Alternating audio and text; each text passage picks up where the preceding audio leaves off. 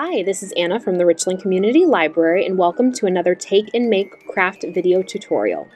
Before we get started, I just want to mention that if you check out the description box below the YouTube video, you will find the applicable link to include the handout instructions for this craft.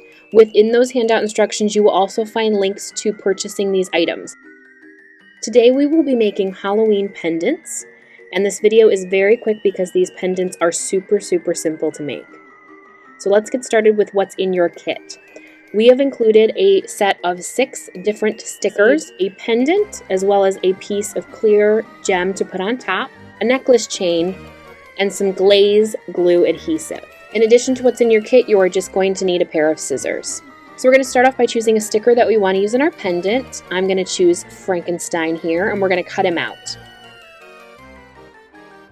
Then we're going to remove the adhesive from the backing. Now, this step is a little tricky, but if you just keep at it, you will be able to get that sticker paper off.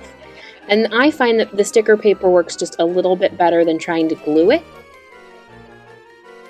Then we're going to secure the circle sticker inside of the pendant, and this helps if you have some nails. You can rub the edges down to get it nice and secure.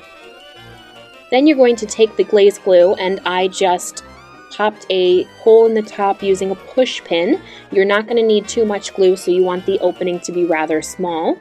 And then you're just going to squeeze just a tiny little drop on top of your image. Then you're going to drop the gem on top and push down with your finger.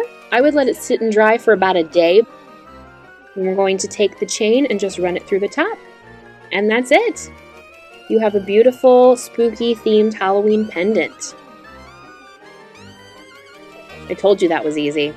So, thank you again for joining me for a Take and Make craft at the Richland Community Library. Keep your eyes peeled for future craft kits, and have a good day.